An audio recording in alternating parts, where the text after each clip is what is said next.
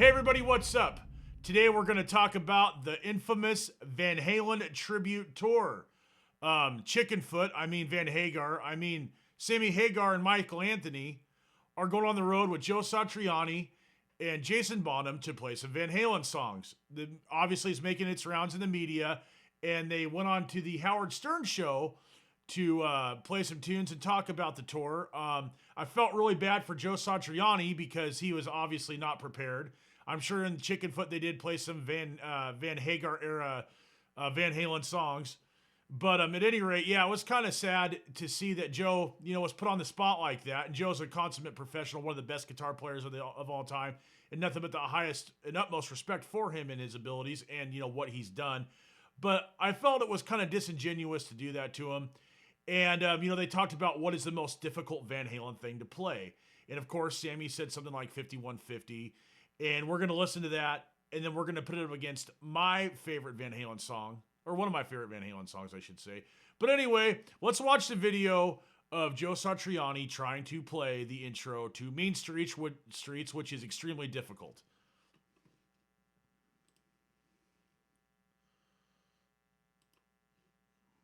All right, here we go. Let's check it out. Nice, but there's something else from the early days that he did that we all just go every time. It's hard to play Eddie would play that, and every time Joe plays it, This is impossible to play, right?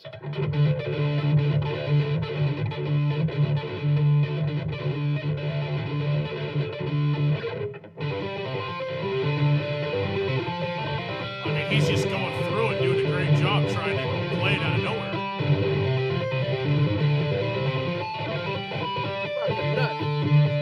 Crazy.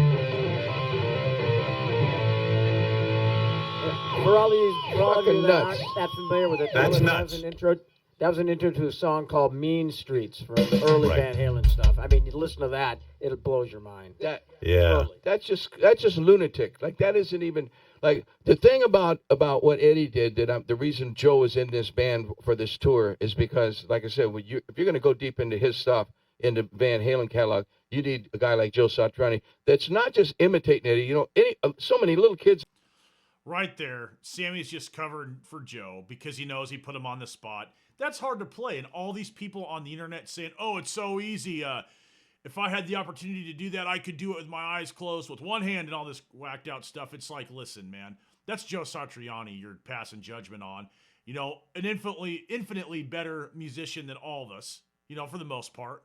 And, to be, talking down about Joe because he didn't play something right on the spot, that's extremely difficult. And maybe it's not a lot of notes. I don't think it's the notes that make it difficult. It's the actual rhythmical phrasing that makes it difficult. And, if you can play that, more power to you. But there's a difference between playing that in your bedroom and being able to do a million takes of it, or in a studio recording, versus walking into a show like Howard Stern show and playing it right on the spot, right on the money. So kudos to Joe. And I think it was kind of disingenuous of Sammy, to put him on the spot like that. And, all you armchair guitar players, virtuosos, go do that in front of people and then, pass judgment on Joe Satriani. So that's how I feel about that. But that being said, Sammy then offered to have David Lee Roth and Alex Van Halen come on the tour to play. And, there's video of that. We're going to watch that too. And I felt that David Lee Roth's response was, let's do this. Totally, put Sammy on the spot and called him out, So let's watch that real quick.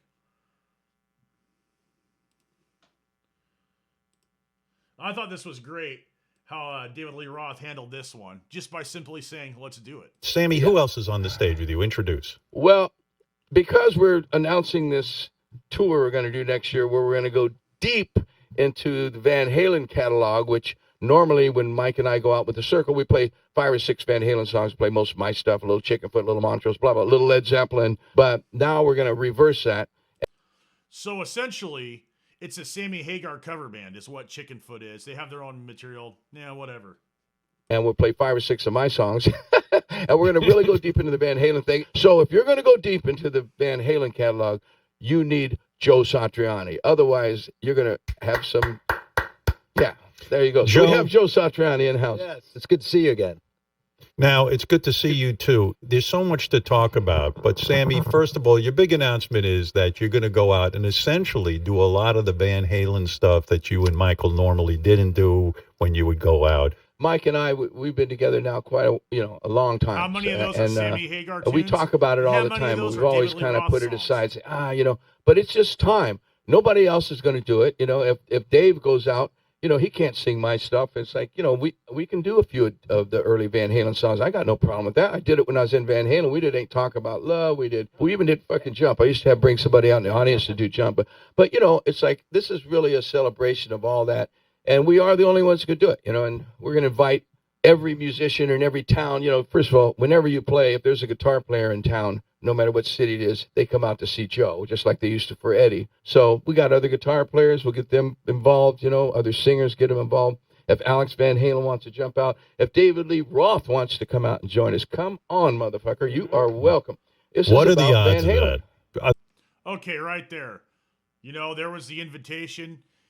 David Lee Roth responded, let's do this. Alex Van Halen didn't say anything, probably because he doesn't want anything to do with this. I think that if, Eddie was going to be remembered, it would be by his brother and his son. And of course, if Alex Van Halen and Wolfgang wanted to do a tour and Michael Anthony was there, it'd be great. And Sammy Hagar was there, it'd be great. And David Lee Roth there, it'd be awesome too. But for Sammy to make this about Van Halen, or say it's about Van Halen, but it's actually about him, because none of those core people are involved. And it's not to say that Jason Bottom's not an awesome drummer. It's not to say that Joe Satriani is not an awesome guitar player. But the fact of the matter is that without Van Halen's, it's not Van Halen. I mean, there's no denying that. There's no way to pass this as a Van Halen tribute. Yes, Michael Anthony was the original bass player for Van Halen when they recorded whatever. Sammy Hagar took over for David Lee Roth. They do have a stake in the company, but it's not the same. So one of my favorite David Lee Roth moments is when he was on a Howard Stern interview, and it was when they were doing the Sam and Dave tour back in, I think, 2002, and David Lee Roth and Sammy Hagar were doing a co-headlining tour, and there was a Howard Stern interview before they went, and I think that David Lee Roth totally had the upper hand on Sammy on this one, and it's something that I've even referenced before on my own podcasts about how what the difference is between Sammy Hagar and David Lee Roth. So let's check that out.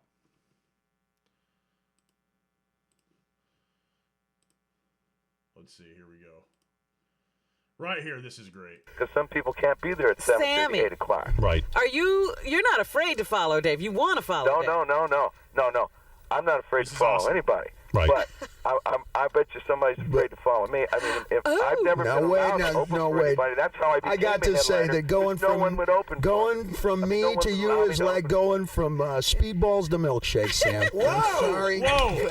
Look out! Well, I think this is what makes this show great for the fans. I really do. Because honest to God, This isn't going to last more. Throw the seatbelt away. This is not going to last. I want to make this guy wish he'd never did this, okay? And that's the idea of it. And I'm sure he's going to try to do the same thing. Sam, I made everything you're not, plus a silo full of 200 proof testosterone. Let's party, pal. So you know what? Whatever that means. I'm a little shocked by what I'm hearing.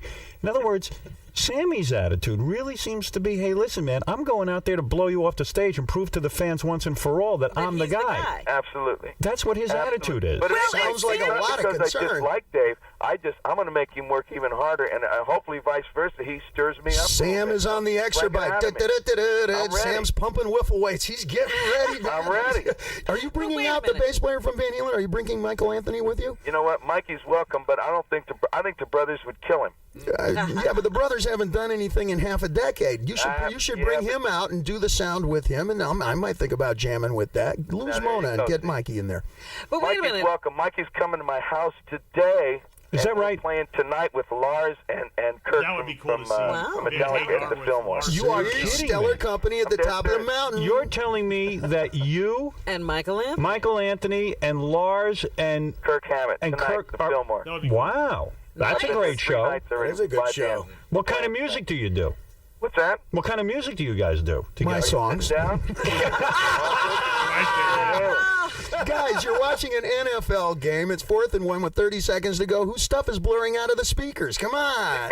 Wait a minute. Let me say something here because I do Yeah, hear. can't argue with that. I do hear something going on here. Like It's all fun, now, man. This is Dave. all- I mean, there you go. I mean, David Lee Roth's right. At the 4th down at the Super Bowl, you're hearing his voice, his era of Van Halen. You're not hearing Van Hagar. And to be honest with you, I mean, Sammy Hagar was great in his own right. So was David Lee Roth. I mean, Eat 'Em and Smile's a classic album. You know, Billy Sheehan and Steve Vai, Greg Bissonette. I mean, that's a great album too. But, you know, in my opinion, the real Van Halen is with David Lee Roth. Yes, they might have sold more records with Sammy Hagar, but I don't know about you, but I don't really hear a lot of Van Hagar era tunes on the radio. I mean, that's not the only arbiter of success or the only way to say that it's successful. But, you know, for all those records sold, nothing's going to beat, you know, the first Van Halen albums. That's classic. That's what made their career. And it's what made David Lee Roth too. But, you know, is Sammy Hagar a better singer than David Lee Roth? Absolutely. Is Sammy Hagar a better frontman than David Lee Roth? In my opinion, no. David Lee Roth is an entity unto himself, so is Sammy Hagar. But when you're talking about fronting a band, David Lee Roth is one of the best of all time. Was his vocals the greatest? No. Were they ever the greatest? No. Could David Lee Roth sing? At one point he could, absolutely. That's why he was there. But he put on a show, one high kick at a time. I don't know. They even have a cartoon character based off of David Lee Roth. I mean, we've all seen Metalocalypse. That's pretty cool. You know, the character's out of control, but that's probably pretty close to a real characterization of David Lee Roth, considering that he is a cartoon character, and that's why he's cool. Is not because of the things that he does, but just who he is as a person. But anyway, I figured that we would listen to a Van Hagar era tune that Sammy had said was the toughest thing to play on the guitar, in his opinion, besides Mean Street, was from his era, and that is the title track from 5150. To be completely honest with you, I have never heard this. Like I said, I am not a big Van Hagar fan. I've heard Right Now. I've heard Why Can't This Be Love? And that is a really cool vocal melody. That really is the chorus, you know, where he does like the scatting type of thing with the guitar melody. That is awesome. And that is definitely something that David Lee Roth could not do.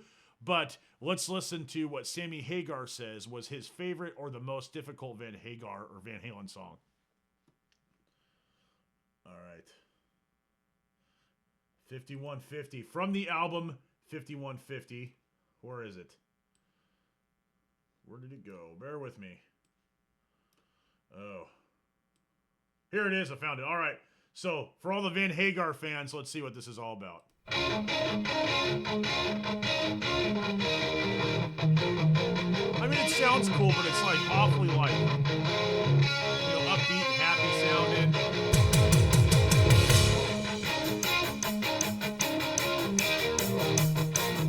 It's a cool melody for sure, but it just doesn't seem to have the same like power.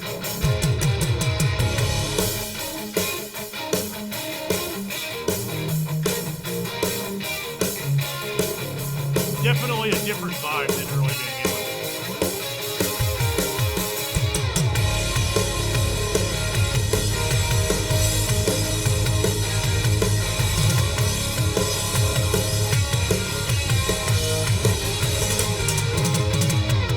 Like digital drums.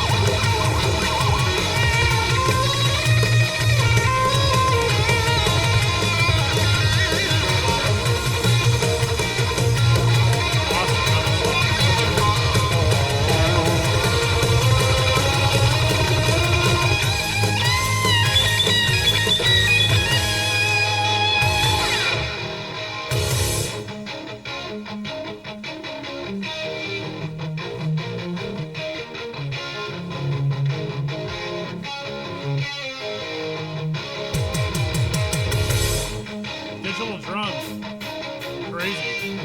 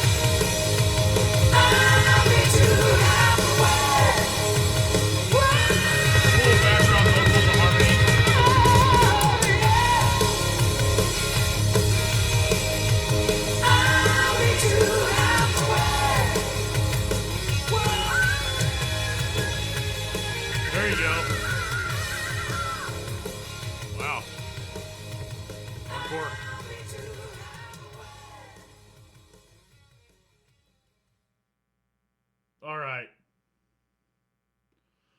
My honest opinion about that was it's not that bad.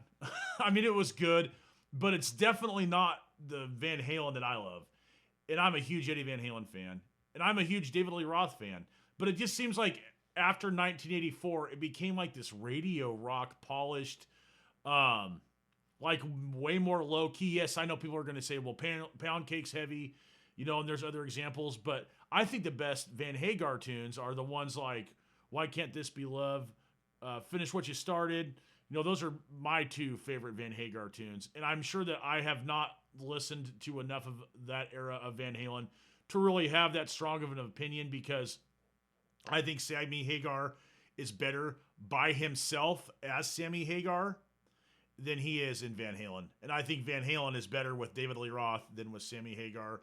I mean, that's just my opinion. But to back up my opinion, I'm going to play one of my favorite Van Halen songs. And yeah, this track is, you know, everybody knows this song. It's super, super rocking. And it was revolutionary at the time, you know, the use of effects and everything like that. But let's listen to this track. And this is one of my favorite Van Halen songs.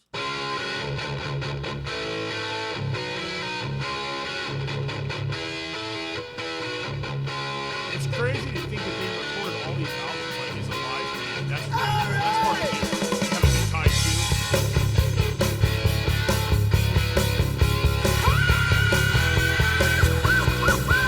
I mean, just the energy difference in the older Van Halen catalog is much higher.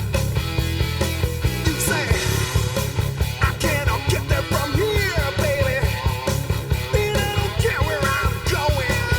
One of the best Here's to your rock and thin roll songs red ever. line. One of the best drop deep rhythm songs. I think this was the first drop deep rhythm song I'd ever heard. Way back. Non-stop talker, water rocker, blue-eyed murder in a size 5 change. Nothing stays the same. Unchanged.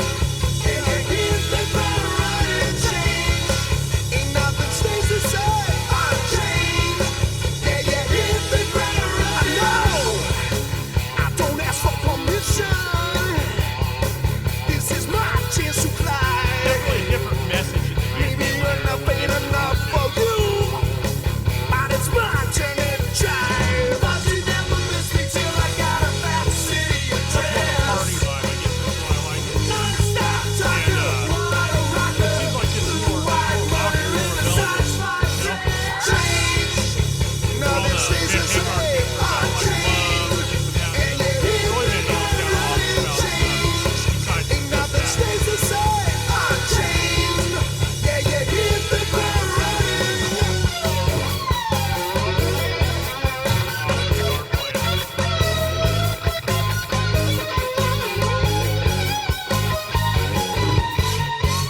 Change. Nothing stays the same. Unchanged.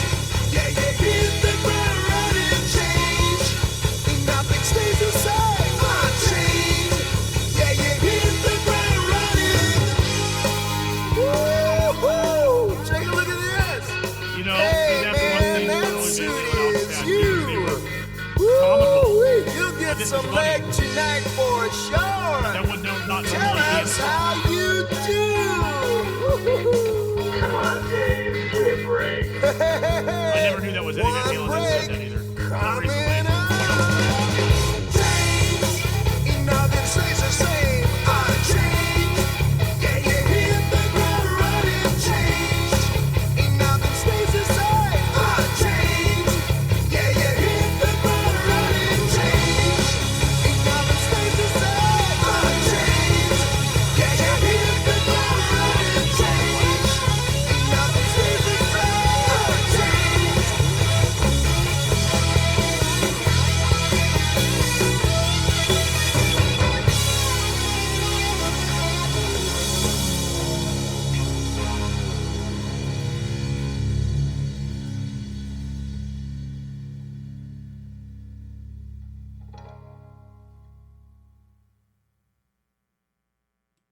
I mean, there you have it.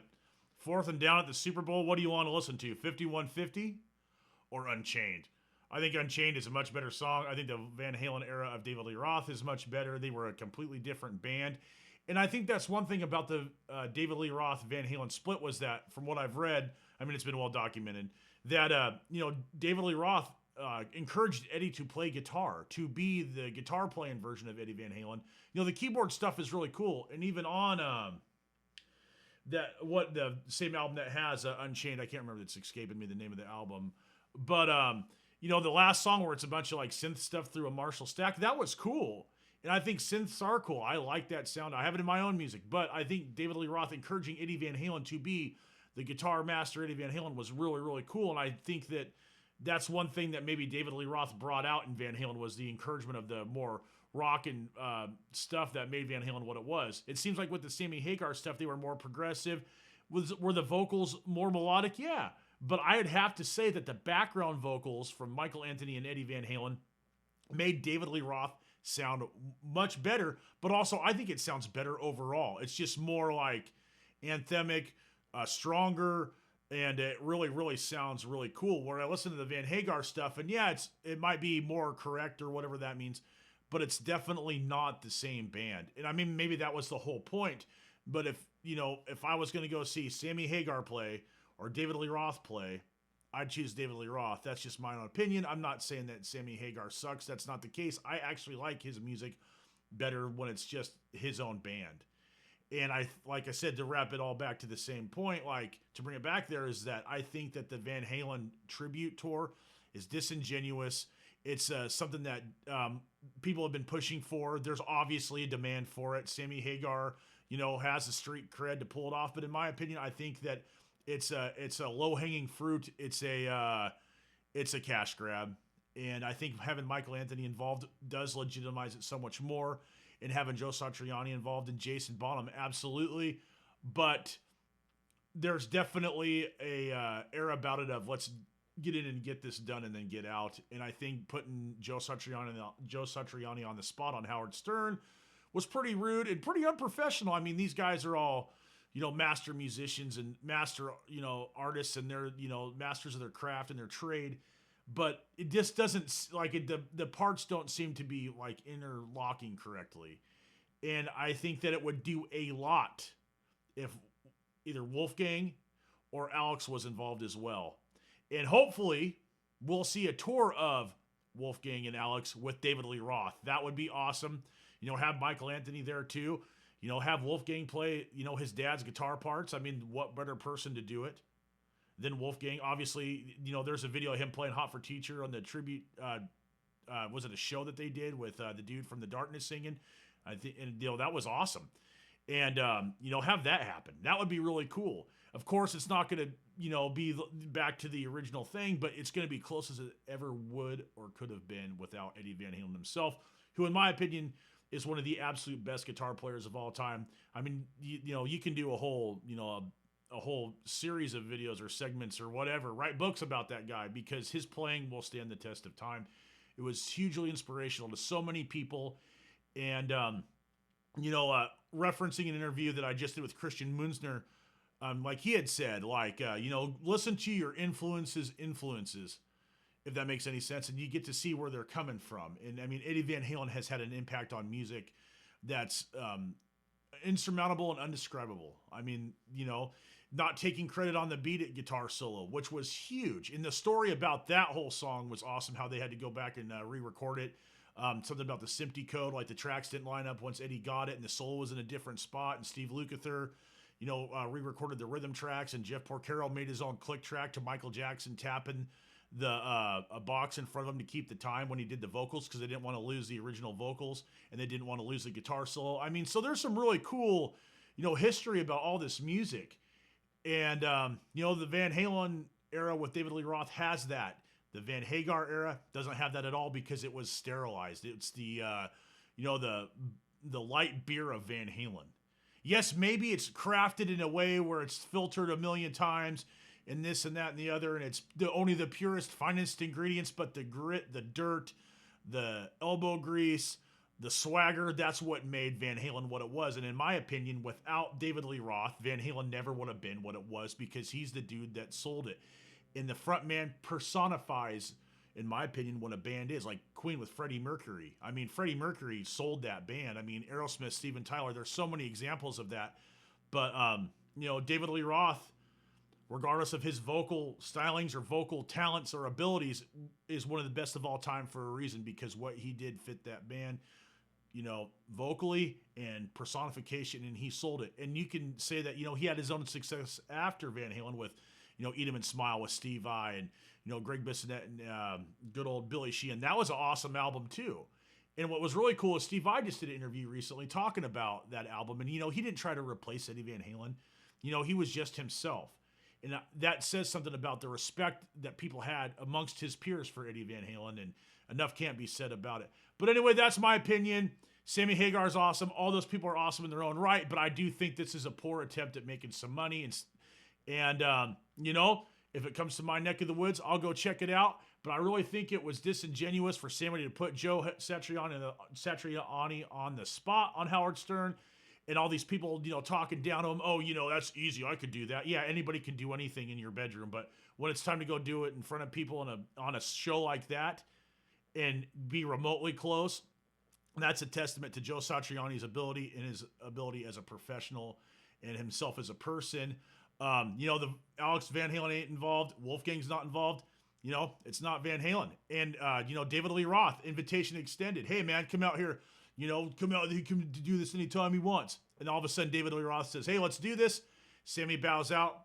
Coupled with the interviews that they've done, I suggest everybody watch that interview on Howard Stern with those two guys around 2002. It's freaking hilarious. And that says something about, Sammy, and it says something about Dave. If it was really about Van Halen, there'd be a Van Halen involved, and he wouldn't be telling David Lee Roth, we don't want you around, after he, felt it was the right thing to do to extend the invitation. But anyway, I got to go. You guys have an awesome rest of your day, and stay tuned for my next interview with Christian Moonsner from Necrophagist, Obscura, Spawn of Possession, Alkaloid, Eternity's End, his own solo music. Awesome guitar player. That'll be out Friday. Lots more guitar videos coming out. Lots more reactions and reviews. I really appreciate everybody's support. Like and subscribe. I really appreciate it. And the channel's growing because of you guys. So thank you very much. Have an awesome rest of your day. Take it easy.